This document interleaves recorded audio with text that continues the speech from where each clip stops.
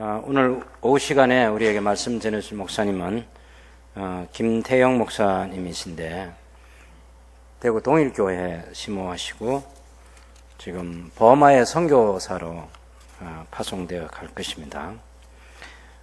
얼마 전에 우리 김 목사님 통해서 저희 교역자들이 목사님이 하고자 하는 그 선교 사역에 대한 내용을 좀 들었어요. 들었을 때 새순교회 성도들에게 새로운 선교 사역의 지평을 좀 넓혀서 이렇게 선교하는 것도 있구나 하는 그런 창의적인 생각을 갖는데 많은 도움이 되겠다. 그렇게 생각해서 저희가 한번 김 목사님을 초청해서 성도들에게 이 소중한 새로운 선교 사역의 정보를 공유하는 것이 좋겠다는 생각을 가지고 초청하게 되었습니다. 그래서 오늘 제목도 보면 새로운 시대, 새로운 선교 이렇게 되는데 제가 지금까지 만난 목사님, 선교사님 중에서 이 분야에 제일 잘하시는 것 같아요. 돈 받고 하는 사람들도 제가 만나는데 돈 받고 하는 사람 누구보다 이쪽 분야의 전문가라는 생각을 갖게 됐어요. 여러분이 들어보시면 목사님이 어떻게 해서 선교사를 하실 것인지에 대한 그런 얘기를 이해할 수 있을 것입니다. 우리 김태영 목사님을 박수로 환영해 모시겠습니다.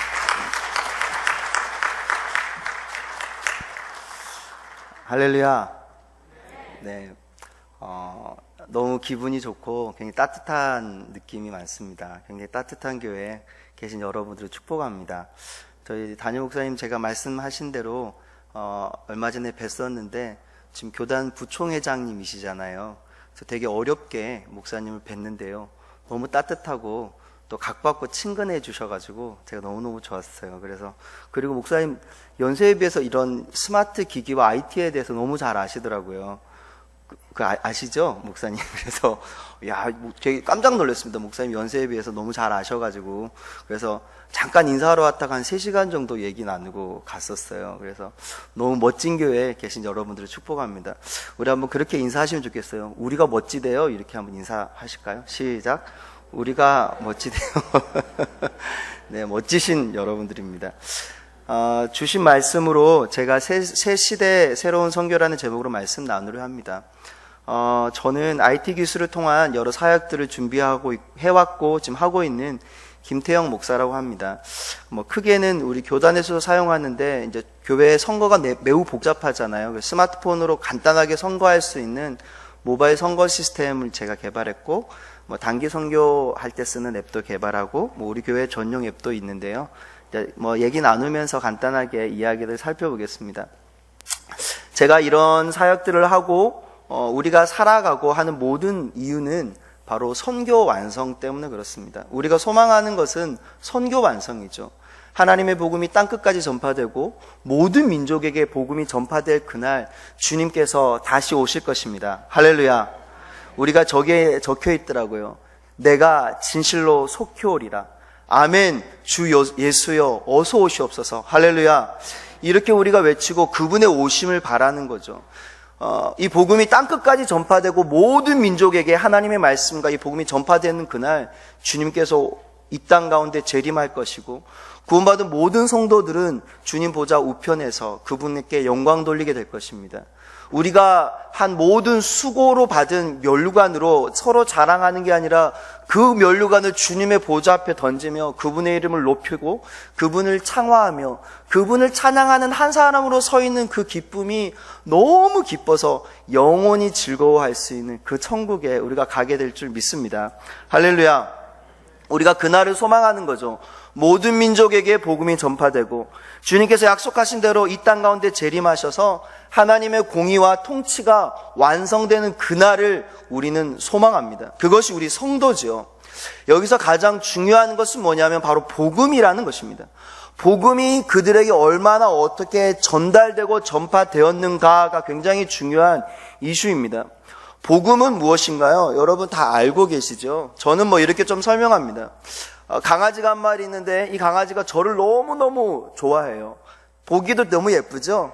우리 집에 가면 이 강아지가 꼬리를 흔들고 저를 찾아오고 막 짖고 핥고 저도 얘가 너무 예뻐요.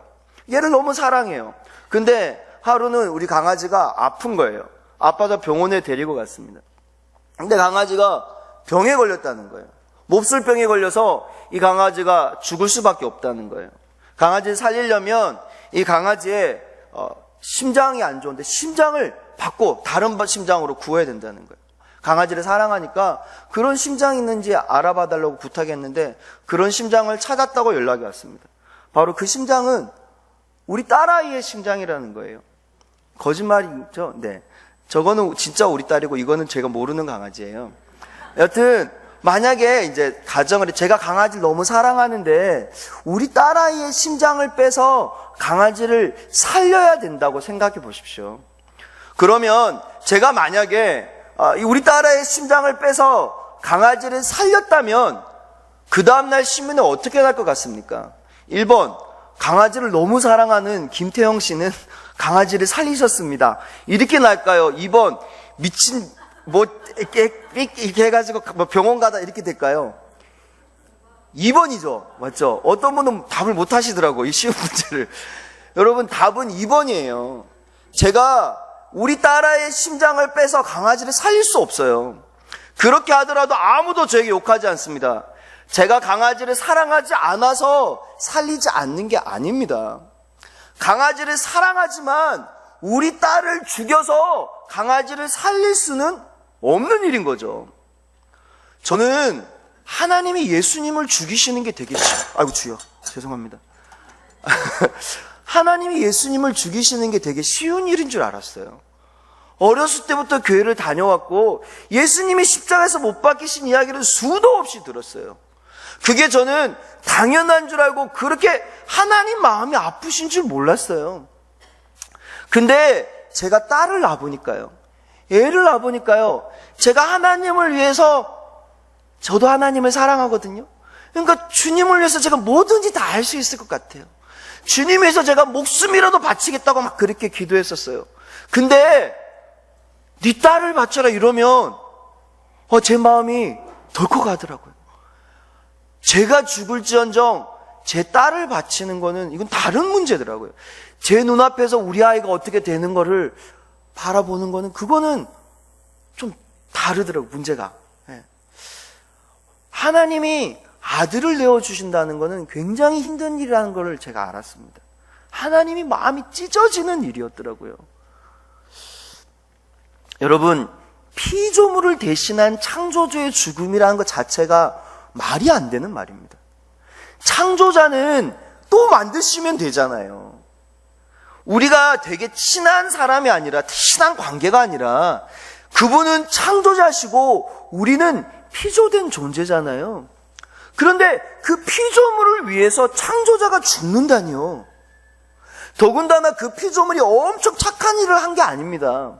그 피조물이 하지 말라고 하는 죄를 짓고 계속 이 창조자의 뜻을 어긋내서 계속 죄악 가운데 사망 가운데 가고 있는데 그 피조물을 위해서 죽는다는 것 자체가 말이 안 되는 일이었어요. 그런데 그 창조자가 이 일을 선택하신 것이죠.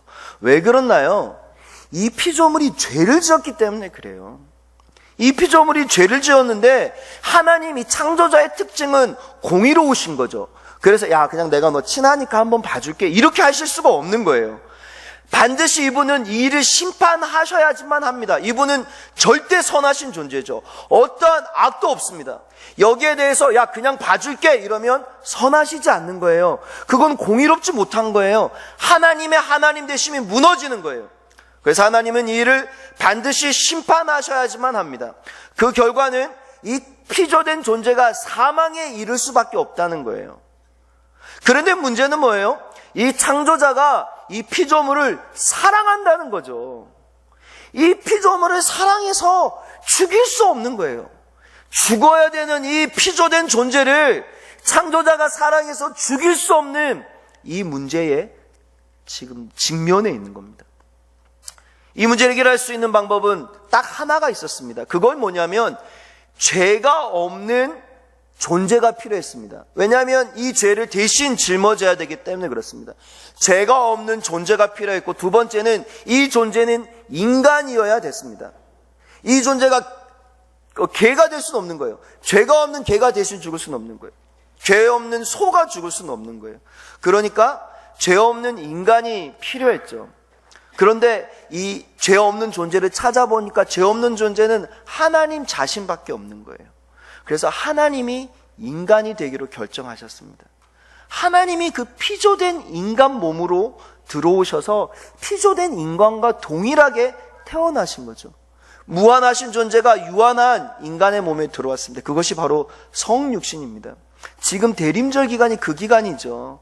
그냥 그게 아니라 나를 위해서 오신 그 창조자, 이 말도 안 되는 이 모순 앞에 우리는 서 있으며 그것이 실제로 역사 가운데 일어나서 우리가 구원받게 된 이 거룩한 성탄을 우리가 가만히 있을 수 없잖아요. 그것을 기뻐하고 기념하고 즐거워하고 준비해야죠. 송구스러운 마음으로 나를 위해서 오셨으니까. 이게 근데 이분을 통하면 어떤 피조물도 이제 구원받을 수 있게 되는 거예요.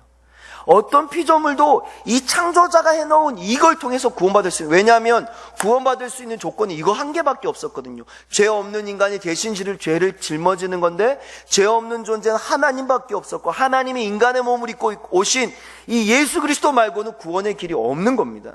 그래서 여러분 예수를 믿어야지만 구원받습니다. 할렐루야. 다른 종교는 구원이 없습니다. 그것은 우리가 그런 종교를 미워하는 것이 아니라 우리만 잘났고 우리만 이기적이고 우리가 배타적인 종교라서 그런 것이 아니라 이것 말고는 방법이 없기 때문에 그래요. 하나님이 만약에 부처 믿어서 된다면 제가 하나님이라면 부처 믿어도 하게 할 것 같아요. 부처 믿어도 되게 하면 돼. 나한테 오면 되잖아요. 근데 그걸로는 안 되는 거예요. 왜냐하면 죄의 문제를 해결할 수가 없거든요. 그래서 예수님이 이 땅에 오셔서 십자가를 지셨고 이 길을 통하면 누구나 다 구원받을 수 있습니다. 여러분, 이게 우리가 알고 있는 복음이죠. 복음. 지금 제가 말한 게 우리가 알고 있는 복음입니다. 그러면 이것을 사람들이 어떻게 해야지 예수님을 알고 믿게 되죠? 어떻게 이 일을 알려주실까요? 하나님이 하늘에 나타나셔서 손으로 쓰실 수도 있겠죠. 뭐 땅을 가르시고 하나님이 뭐 지진을 내시고 하실 수도 있겠죠. 근데 하나님이 사람들로 하여금 이 복음을 알게 하기 위해서 선택하신 방법이 있는데 그것은 뭐냐면 먼저 믿은 사람을 통해서 복음이 흘러가는 방법을 선택하셨다는 거예요. 그래서 로마서 10장 14절에 보면 이런 구절이 있습니다. 우리 같이 한번 읽어볼까요? 시작.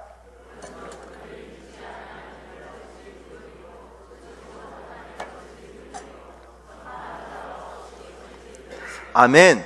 밑에서부터 보시면요, 전파하는 자가 있어야지 들을 수 있어요.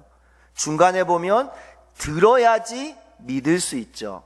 맨 앞에 보면 믿어야지 그분을 부를 수 있는 거예요. 그러면 제일 처음에 일어나야 되는 건 뭡니까? 전파입니다. 전파. 그래서 여러분이 복음 전파라는 것은 지상의 대명령입니다. 예수님이 이 땅 가운데 주신 명령이고 예수님의 소원이고 인류의 역사입니다. 하나님은 이 땅의 역사가 복음이 흘러가는 그것을 위해서 지금 이 땅을 진행하고 계시고 이것이 땅끝까지 이르게 되면 하나님의 역사가 종결되는 거예요. 성교 완성이 이루어지는 겁니다. 여러분, 그러므로 복음 전파는 우리 모두의 사명이며 또 소원입니다. 할렐루야. 여기에 아주 중요한 포인트가 있는데 이것과 IT가 연결이 있습니다. 전 IT 사역을 하는데요. IT가 무엇이냐면 IT는 인포메이션 테크놀로지의 약자가 IT거든요. 다른 말로 하면 IT라는 것은 정보를 소통하는 모든 기술을 IT라고 합니다. 제일 처음에 나타난 건 뭘까요? 책이죠, 책.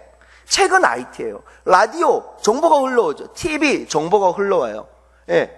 스마트폰, 굉장히 중요한 IT죠. 정보를 주고받잖아요. 카톡을 주고받잖아요. 선풍기는 IT가 아니에요. 그건 정보가 흘러가는 거 아니고 바람이 흘러나오니까.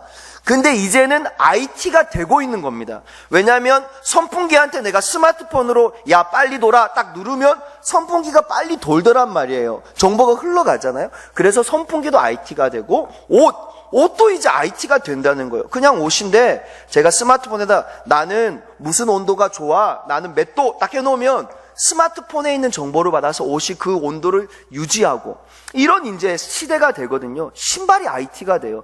내비게이션이 이제 차 운전할 때만 쓰지만 신발이 내비게이션이 돼요. 내가 모르는 길 걸어가면 왼쪽 가야 되면 왼쪽 신발이 징징징징 진동와요. 그럼 왼쪽 걸어가고, 그 다음 오른쪽으로 가야 되면 오른쪽 신발이 진동이 와요. 오른쪽으로 걸어가면 되고. 이런 시대가 이제 된다라는 거예요. 이게 바로 IT를 통한 일들이거든요. 그런데 보세요. 우리는 정보 중에 가장 중요한 복음이라는 정보를 가지고 있고, 이것을 소통해야 하는 사명을 갖고 있는 성도라라는 점이에요. 이게 굉장히 중요한 점입니다. 우리는 무엇보다 중요한 복음을 갖고 있고 이것을 땅끝까지 전파해야 되는 사명을 가지고 있는데, 하나님께서 이 시대에 그 정보를 소통하는 기술로 이 세상을 뒤집어 놓았다라는 것입니다. 그래서 지금 제일 많이 들리는 말이 뭐냐면 4차 산업혁명이라는 말이죠. 제가 한번 그림을 준비했는데 보세요. 이건 뭐냐면 페이스북 지도예요.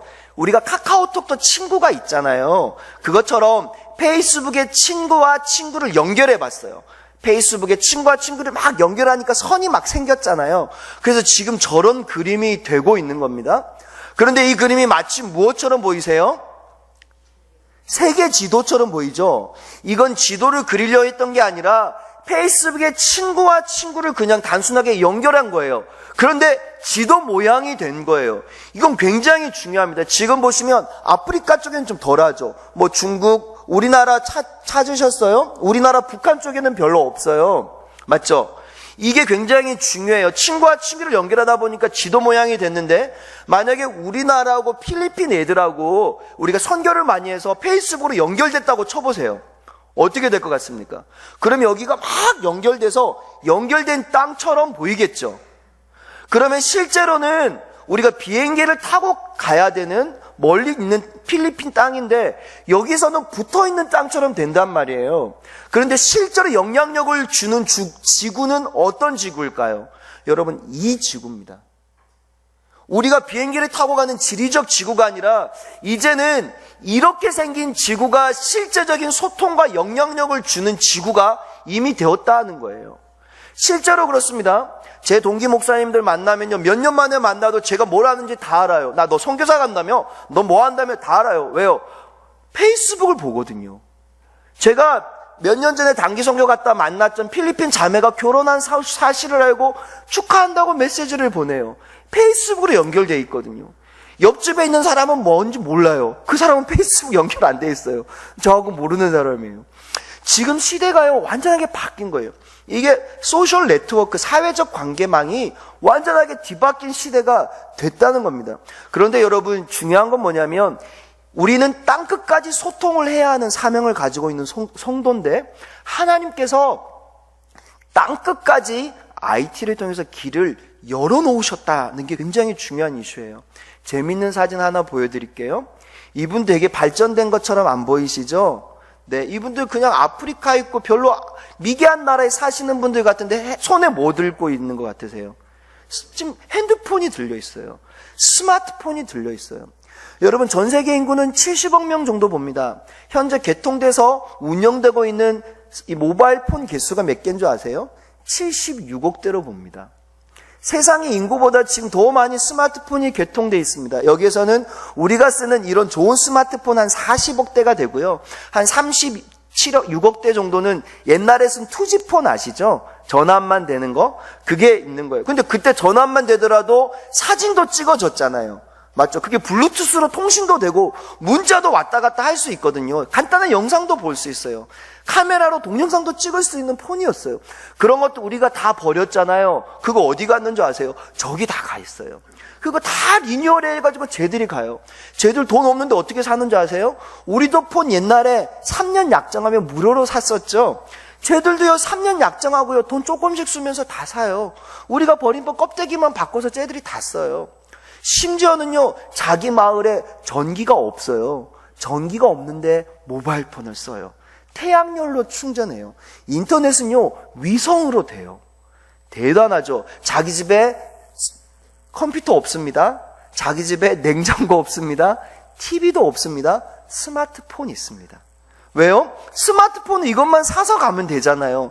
TV는 전기 넣어야지요, 안테나 가야지요, 기지국 만들어야 되죠. 뭐가 너무 많이 가야 되잖아요. 근데 스마트폰 이것만 딸랑 사오면 되잖아요. 그러니까요, 여러분, 지금 세상 거의 땅끝까지 이미 IT로 길이 열렸다는 거예요. 이게 굉장히 중요한 이슈입니다. 왜냐하면 우리는 복음이라는 정보를 땅끝까지 소통해야 하는 사명을 갖고 있는 성도이기 때문에 그렇습니다. 하나님께서 일하시는 것이 보이지 않습니까? 여러분, 하나님의 역사를 보면 굉장히 재미난 게 있는데요. 산업혁명을 보면요, 1차 산업혁명은 1784년도에 증기기관을 통해서 만들어졌어요. 2차는 1870년도 전기가 만들어졌죠. 그 증기기관은 엄청 물을 끓여야 되니까 엄청 크기가 컸거든요. 근데 전기가 만들어지니까 크기가 작는데도 동력이 세잖아요. 그러니까 그러니까 금방금방 공장을 만들 수 있었어요. 그 다음에는 컴퓨터가 나오니까 어때요? 전기는 사람이 껐다 켰다 해야 되는데 컴퓨터는 프로그램 해놓으면 자기가 혼자 돌아가니까 훨씬 사람이 많이 안 필요하면서 많이 생산됐겠죠. 그래서 3차 산업혁명이 일어났어요. 근데 지금은 이 IT를 통해서 4차 산업혁명이 일어났다라고 말해요. 그런데요, 랄프 윈터 박사님이 전 세계가 있었던 이 선교 전체를 3세대로 구분하셨거든요. 지금은 돌아가셨는데 그 1세대 선교가 뭐냐면 바로 해안선 선교입니다. 윌리엄 캐리를 통해서 배를 타고 해안선을 타고 가보니까 여러 나라 민족들이 있더라. 그래서 우리가 선교해야 된다. 이렇게 해서 거의 1세대 선교가 시작된 거예요. 그 전에는 선교가 거의 없었어요.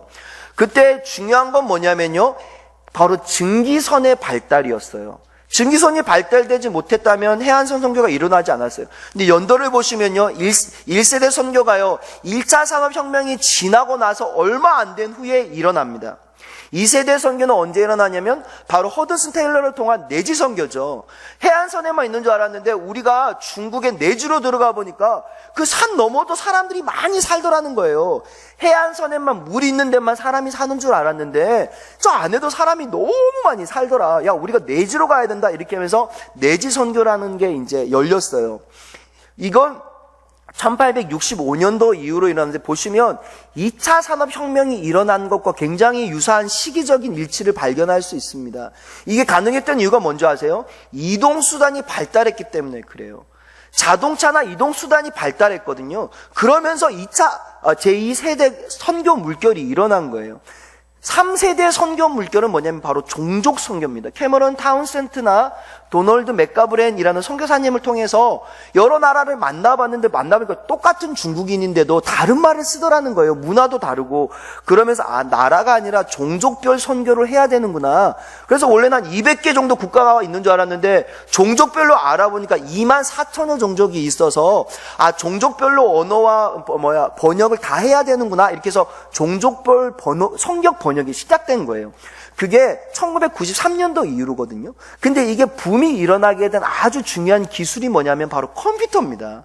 왜냐하면 이 수많은 자료를 데이터화하지 않으면 이걸 빨리빨리 할 수가 없거든요. 그런데 이것 통해서 3세대 물결이 일어난 거예요. 지금도 흘러내고 있죠.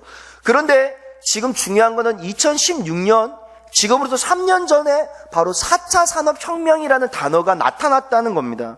그러면 여러분, 제4세대의 선교가 일어날 것 같지 않습니까? 하나님은 그 시대마다 아주 탁월한 기술을 사용하셔서 복음의 진보를 이루어 오셨습니다.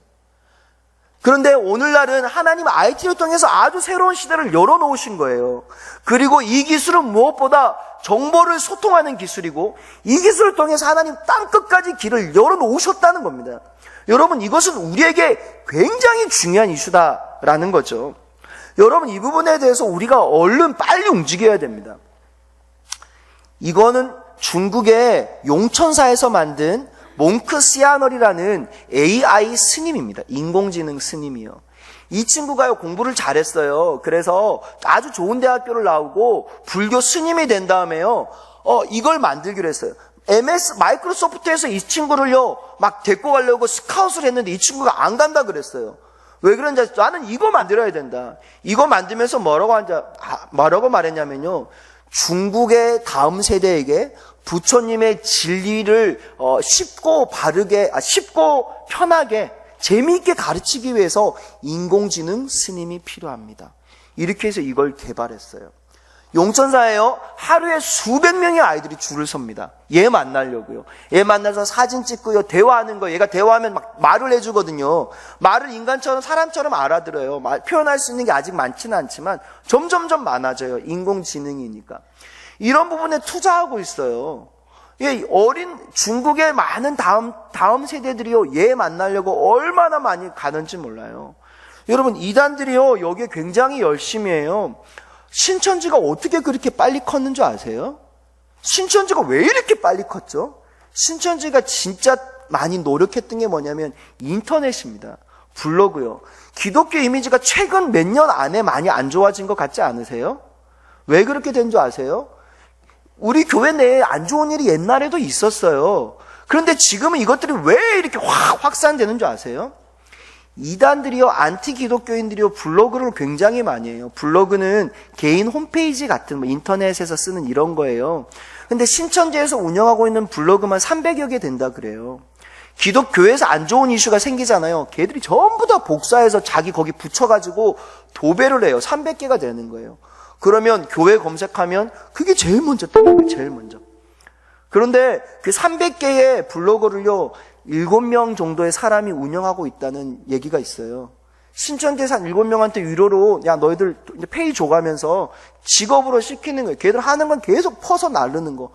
그것으로 기독교 이미지가 얼마나 많이 실추된지 몰라요.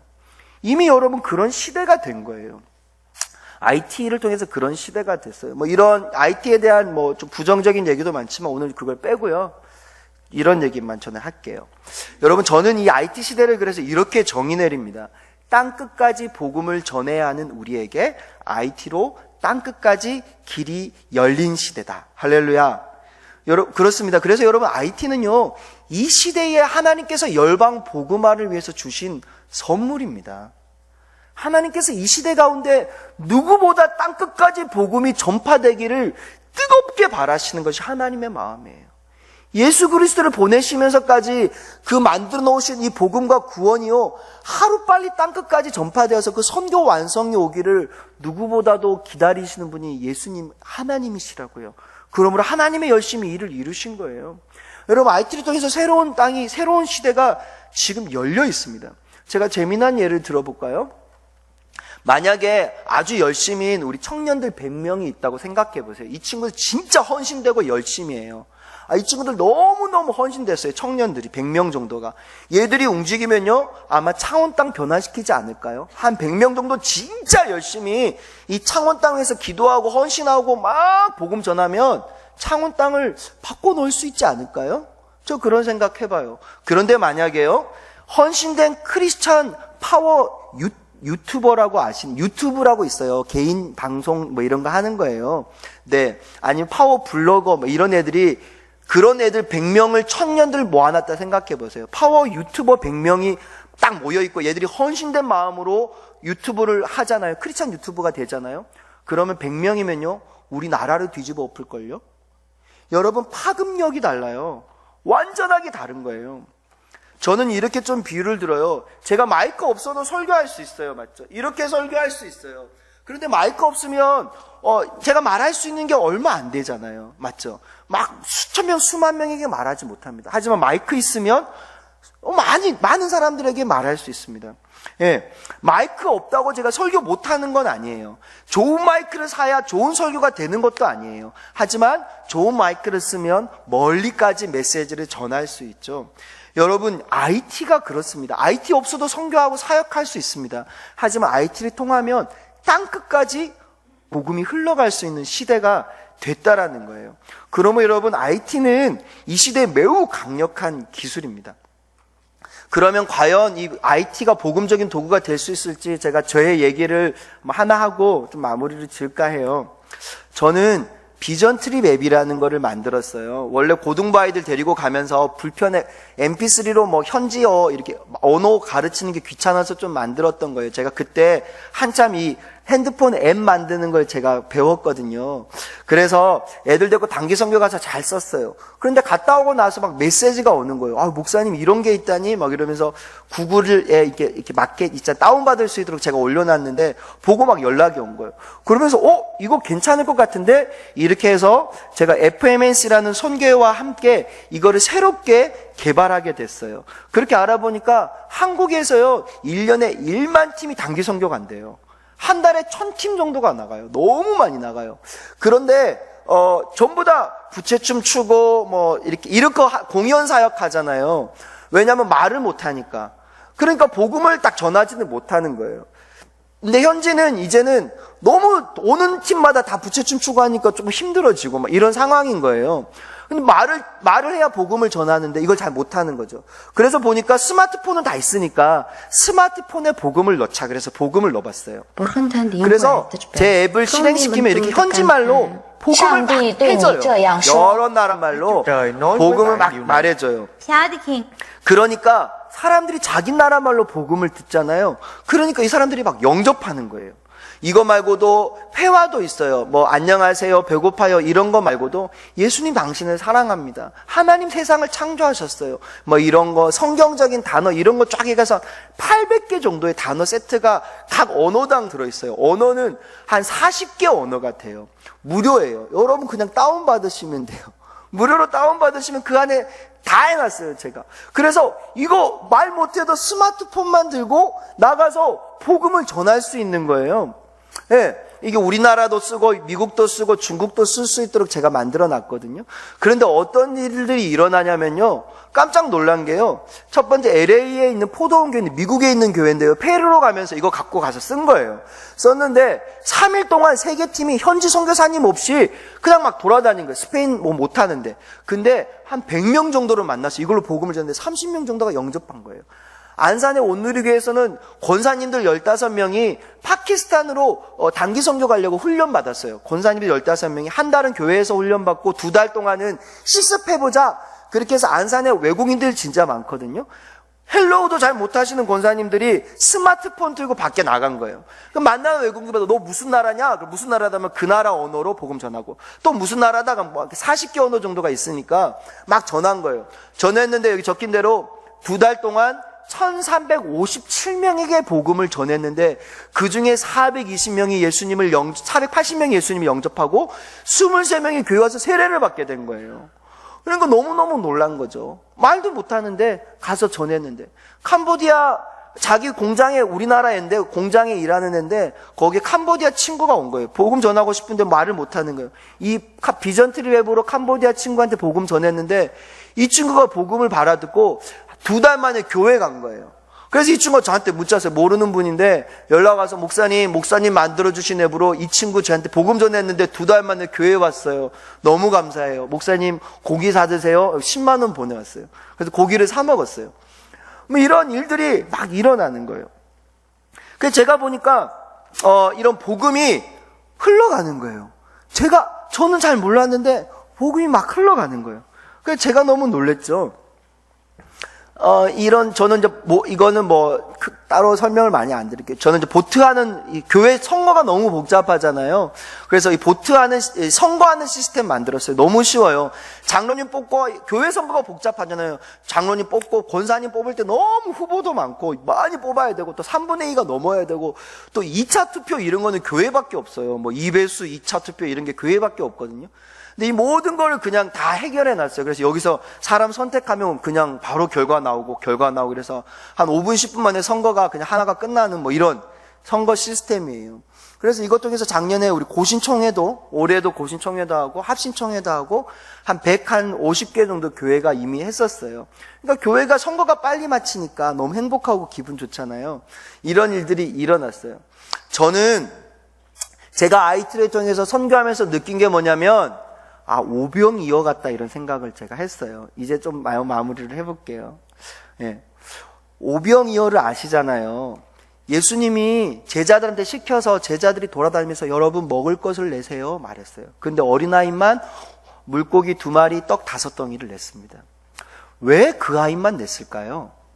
그 아이만 굉장히 준비성이 투철해가지고 도시락을 싸갖고 오고 다른 모든 사람은 준비성이 없는 사람들이었을까요? 저는 그렇게 생각하지 않아요. 제가 권사님들하고 신방 가보면요, 가만히 있는데 권사님이 요구르트 주고 귤 주고 거리가 멀면 떡 주고 고구마 주고, 권사님들 가방에서는 계속 뭐가 이렇게 나와요. 알아서 뭐를 막 준비해 오시더라고요. 분명히 예수님께서 있었던 그 자리에 많은 분들이 자기 먹을 걸 싸왔을 거예요. 이 아이도 엄마가 싸줬을 거예요. 이 아이가 뭐고 준비성이 투철했겠어요. 그런데 다른 사람들 먹을 것을 내놓으라는데 아무도 안 내놨어요. 왜요? 지금 분위기 보니까 내놓으면 내가 먹을 게 없어지니까. 근데 이 아이는 왜 내놨을까요? 이걸 내면 예수님이 축복하셔서 이 수많은 사람들을 먹일 수 있을 거야! 막 이런 믿음으로 내놨을까요? 아니에요. 얘는 어린 아이니까 내놓은 거예요. 무슨 말이냐면 아무 생각이 없으니까. 예, 그냥 야 내놔. 네, 또 내놓은 거예요.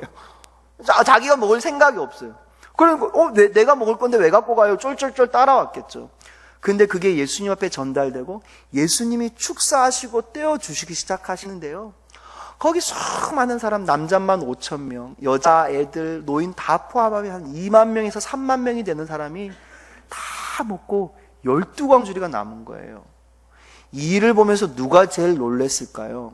저는 이 어린아이가 제일 놀랬을 것 같아요. 왜냐하면 내가 먹을 건데 갖고 가가지고 저 주세요 이랬는데 안 주고 기도하시더니 떼두시더니 나중에 다 마치고 나서 야 12광주리 이거 다 갖고 가라 이렇게 말씀하시지 않았을까요? 저는 IT로 선교하는 게 이런 건지 모르고 그냥 애들한테 선교하는 게 귀찮아서 만들었던 앱인데요, 너무너무 많은 일들이 일어나요. 지금도 수많은 사람들이 제가 만든 앱을 통해서 복음을 전하고 있습니다. 제가 이런 걸 경험하면서 이 IT를 통해서 하나님이 새로운 시대를 만들어가는 것을 직접 목격한 거예요.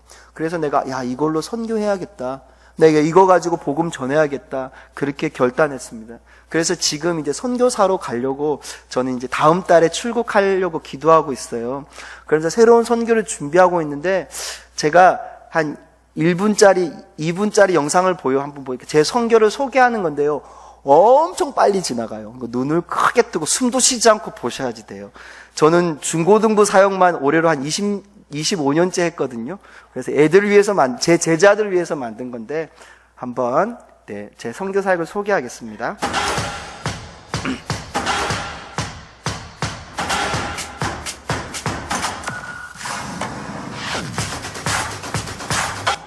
김예솔 씨.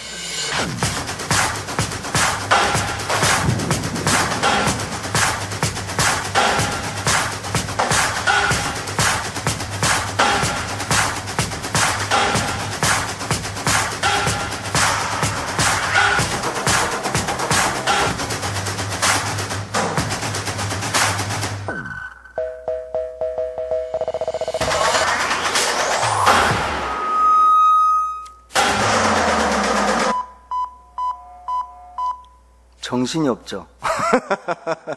네, 저는 이제 선교사를 가려고 하는데요, 이런 거 만들어 보려고 그래요. 우리가 선교 편지 잘 안 보잖아요. 우리 지금 교회는, 새송교회는 진짜 제일 잘하시는 게 지금 주보에 넣는 거예요. 근데 대부분 교회가 이렇게도 잘 안 해요. 벽에 붙여놓아도 잘 안 보고.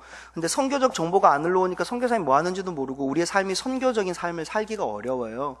그런데 제가 선교 앱을 만들어서 좀 실시간으로 소통하려고 그래요. 제 제자들하고. 너희들 목사님이 통닭 사줬으니까 너 나하고 같이 선교하자. 한 달에 한 번 매월 1일 10,000원씩 목사님하고 같이 선교하는 거야. 이렇게 해서 제가 선교 이야기를 실시로 그냥 거기 올리는 거예요. 제 앱에. 그래서 그 아이들과 같이 기도하고 같이 하고 같이 선교하는 거죠. 이 어떤 이슈가 있으면 같이 의논하고 같이 기도하고 같이 헌금하고 같이 그 선교의 일들을 보는 거예요. 그래서 보내는 선교사를 넘어서 함께하는 선교를 만들어야겠다. 여기 있는데 어떻게 함께할 수 있죠? IT를 통하면 할 수 있더라고요. 그래서 제가 이걸 하나 만들려고 그래요. 그러면 제가 하나 잘 만들면 IT는 어떤 줄 아세요? 복사하면 돼요. 아이디 하나 드리면 돼요. 그러면 모든 선교사님이 쓸 수 있는 선교사 플랫폼이 돼요.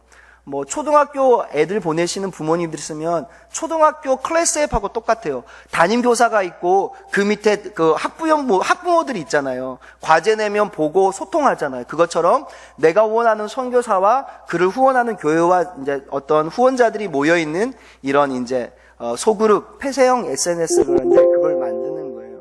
그렇게 해서 함께 선교하려는 좀 그런 선교사 플랫폼을 개발하려 해요. 제가 이렇게 좀 제 삶을 들으면서 최근에 이제 제가 선교사로 원래 뭐 제가 부르심 받았지만 이제 결단하고 막 나가고 있어요. 여러 가지가 부족하고 아직 준비되지 않은 것들도 많고 하지만 하나님이 제 삶 가운데 너무너무 기쁨을 많이 주세요. 우리가 우리 삶의 주인으로 살 때 되게 자유로운 것 같잖아요. 저도 그랬던 것 같아요. 저가 경험이 있고 이제 내가 했던 경험과 실력으로 내가 좋은 목사 될 수 있을 거야. 이렇게 생각했던 것 같은데 그렇게 하니까 내 미래가 너무 불안하고 좀 그랬던 것 같아요. 어떤 목사가 될지 어떻게 할지. 그런데 제 삶을 선교로 제가 확신하면서 하나님 앞에 종으로 드렸거든요. 종으로 드리니까 어떻게 되는 줄 아세요? 억압받는 게 아니라요. 주님께서 저를 통해서 일하시는 게 막 보이는 거예요. 주님께서 저를 통해서 일하시고 하나님이 막 저를 통해서 하나님의 나라를 확장하는 게 제가 막 보이는 거예요. 그러니까 마음이요. 너무 기쁜 거예요. 야, 하나님이 나를 사용하시는구나. 이게 막 보이니까요. 세상에 그 많은 사람 중에 하나님이 나를 기억하시는 것 같은 거예요. 그리고 하나님이 나를 사용하시려고 하니까 나를 보호하시는 것 같고 나를 지켜주시는 것 같고 그렇게 보니까 나라는 인생이 가치가 있구나. 나는 필요한 사람이구나. 이 땅 가운데. 막 이런 생각이 드니까 제 인생 자체가 가치가 있고 소중하고 하나님이 저를 사랑하시는 것 같고 막 이런 마음이 너무 많이 들었어요. 그게 종으로 사는 마음이더라고요. 내가 내 주인의 삶을 사면요, 내 삶의 주인 되면요 자유로운 것 같지만 얼마나 어려워요. 미래, 자녀, 돈, 직장 어떻게 하실 거예요? 우리 힘으로 못 하잖아요. 수많은 불안함이 많아요. 오히려 종으로 살 때 주님께서 큰 위로를 주세요.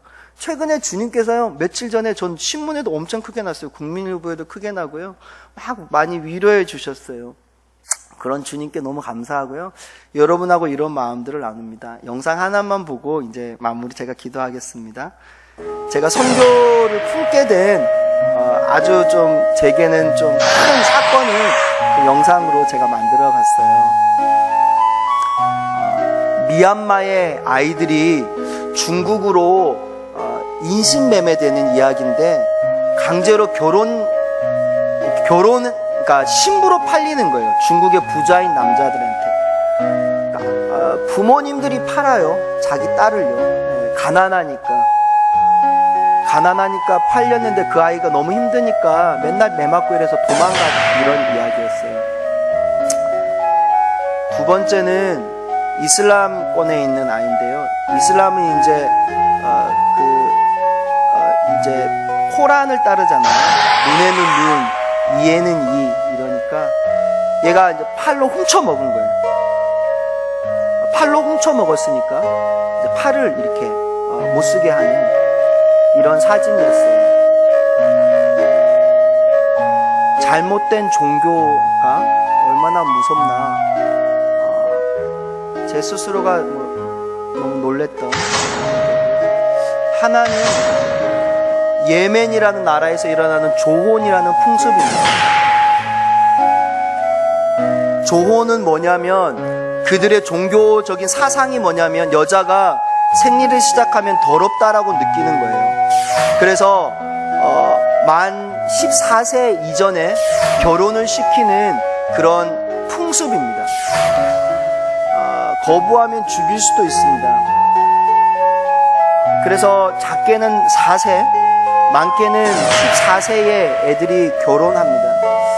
제가 이날 본 뉴스는 8살짜리 난 아이가 40살 먹은 아저씨하고 이렇게 결혼해서 첫날 밤에 이렇게 장기가 손상돼서 죽은 이야기였습니다.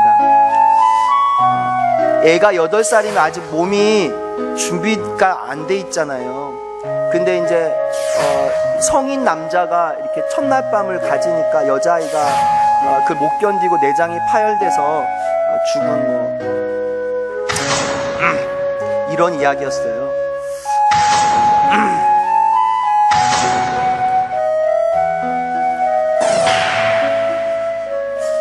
저 이야기를 봤을 때 제 딸아이가 8살이었어요. 첫째가.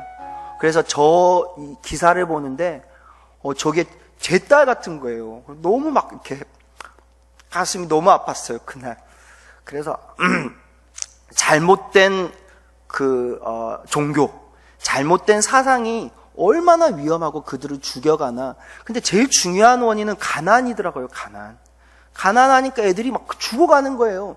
근데 저는 얘들이 살릴 수 있는 방법을 알고 있잖아요. 그러니까 바른 복음이 뭔지 알고 있고, 얘들 가난을 좀 해결해 주려고 제가 기술을 익혀왔거든요. 제가 창업도 해보고 돈도 벌어보고 막 이랬거든요. 그래서 이제 걔들한테 가서 창업시켜 주고 싶어요. 현지는요, 열심히 한다고 해서 소망이 없어요. 왜냐하면 직업이 없어요. 우리나라 열심히 공부하면 직업 있고 좋은 회사가 있잖아요. 걔들은 열심히 해도 농장 가고 열심히 안 해도 농장 가요. 직업이 없어요. 근데 IT는요, 재료가 없어요. 공장이 필요 없고 컴퓨터 한 대 있으면 창업할 수 있어요. 제가 기술 있고 그거 준비해 왔어요. 걔들 살릴 수 있는 복음 알고 기술 가지고 있어요. 그래서 걔들 살리러 이제 제가 좀 늦었지만 가려고 해요. 여러분, 녹슬어서 버려지기보다 닳아서 없어지는 인생이 복된 인생이거든요. 제 인생도 그렇게 되기를 원하고, 여러분 인생도 하나님 앞에 녹슬어서 버려진 인생 아니라 차라리 닳아서 없어지는 인생들 되시기를, 그게 복된 인생입니다. 그런 인생들 되시기를 축복합니다.